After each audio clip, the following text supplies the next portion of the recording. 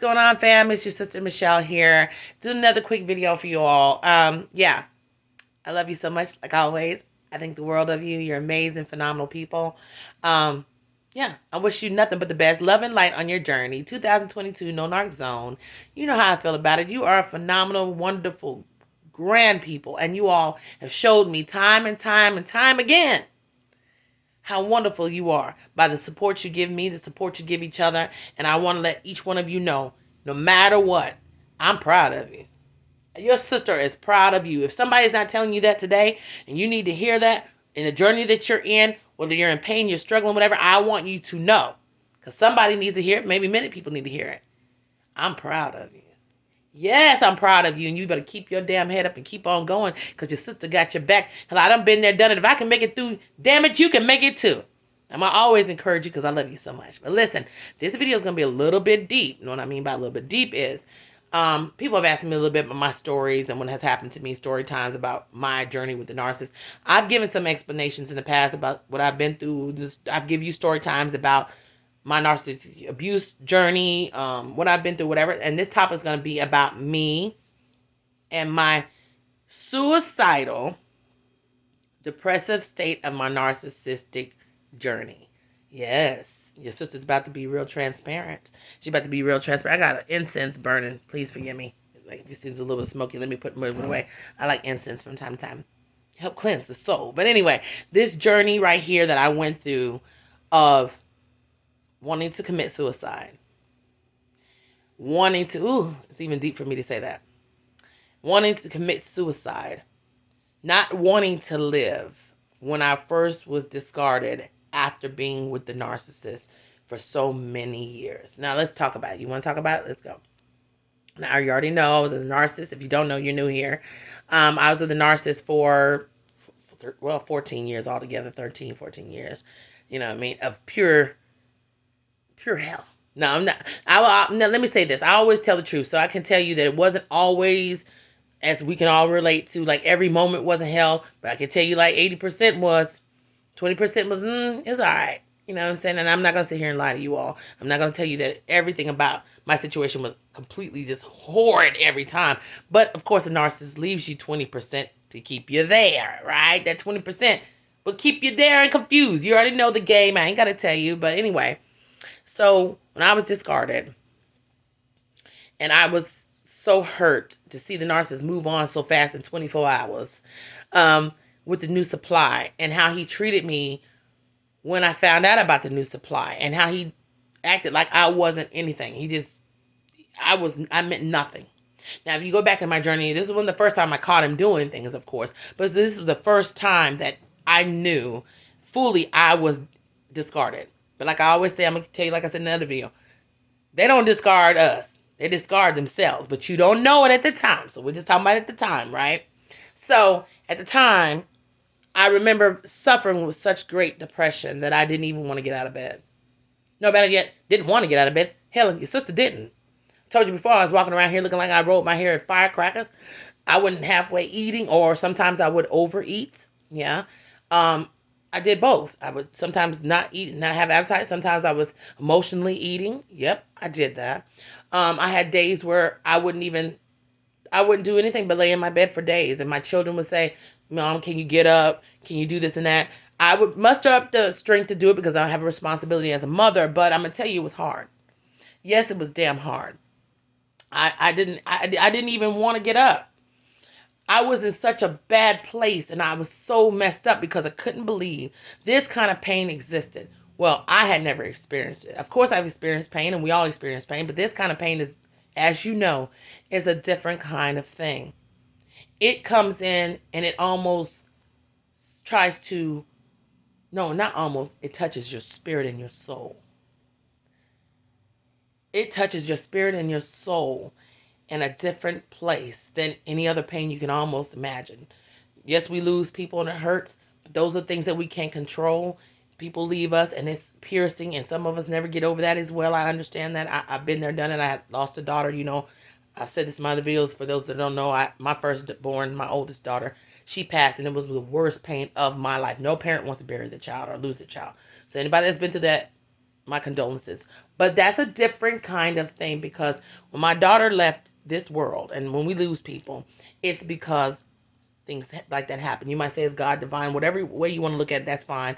But when you're with an individual who wants to put nothing but hurt on you after they leave, or you know what I'm saying, that they discard you, they want to see you in such anguish, they just keep turning the knife in your back. That's a different kind of pain, because when people leave here, they don't come back from the grave, you know what I'm saying, and twist up, twist pain in the back. Narcissists do that. But anyway, so I was at the point, like I said, I wouldn't get out of bed, I wouldn't do anything. And I remember, and I'm just being transparent, praying, saying, and people can say what they want to say about me. They might say you was weak or whatever. People that don't understand it, whatever. I used to remember crying repeatedly, just every day, seeing certain things, hearing certain things, and breaking down and feeling so bad, and praying, saying, at one point, I honestly was begging God, the divine, or whatever you believe in. Like I said, I was praying for him to bring this person back to me. Oh, yes, baby. I'm keeping it transparent. Some people might not never tell you that I did it. And I can't be the only one. I was praying, not knowing what I was really dealing with at the time. I was praying that this would return to me, because I was hurting so bad. I'm like, I wanted to stop. And I thought at the time, if I could just get him back to come back to me and everything, then maybe this pain will stop. Well, we already know unanswered prayers are the biggest blessings. I was praying for it. I was begging God, please bring him back, heal my family, da-da-da-da. But God would say, girl, I got a bigger plan that you can't see. I'm not going to answer that prayer, because, baby, something better's waiting. But anyway, that's a different story. So I was begging God to bring it back. I was hoping it would come back. I went over there acting a fool. I sure did. But then I got to a point where that wasn't working. It didn't work for me. And no, it didn't work. That's why I say don't do it. It does never work. I was suicidal. I used to say, I don't even want to be here anymore. I really was being selfish at the time, but it's just being honest. I didn't want to be here anymore.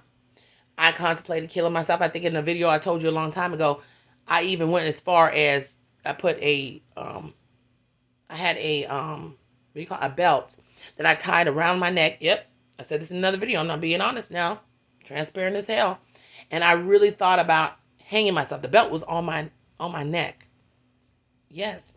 And I was I promise you, I was there. And I'm telling you all of this and telling you my suicidal story and what I went through. Hopefully that it helps someone else. That suicide is never the answer. And if you feel like that, or you have felt like that, this too shall pass. And I want anybody that's like, that's watching this video or have these thoughts at the moment, and the pain is so overwhelming, it's not worth it. It's never worth it. Do not even think about ending your life. That will give the narcissist all the glory at the end. They're going to get the final shebang that they drove you that insane. Okay? But have I been there? Absolutely. Absolutely. I couldn't even see my life without the narcissist for 15 minutes, thank God. But 15 minutes, that was the longest 15 minutes of my damn life, because I was like, there's no way that someone could be this cruel. Nobody could be this cold-hearted. Nobody could do somebody this way that has not deserved something like that, not knowing what I was dealing with. But with a narcissist, that's exactly what they're equipped to do.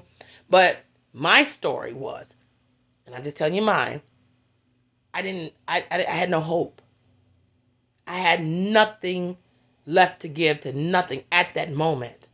And that's why I always tell you, you give everything out, you have nothing to give to no one else. And I'm just giving you my story so I can be transparent and help those. And I'm sure someone needs to hear this.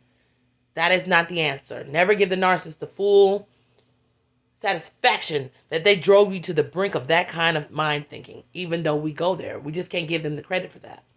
And no matter what you're going through, it will get better. I'm a perfect example, and I'm sure there's many people who have been there. Drop down in the comments and let your family members see it and read it, because there's somebody out there in our community that's thinking about killing themselves right now.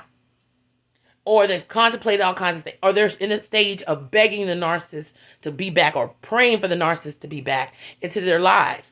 Been there, done it. I promise you I did. I told you the extreme I went to. We got to help each other and understand that. Nothing is ever worth it, especially a narcissist. I keep telling you, they didn't discard you, they discarded themselves at the end of the day. So I'm just giving you this story time because it was on my heart. Somebody needs to hear it. Suicide is not the answer.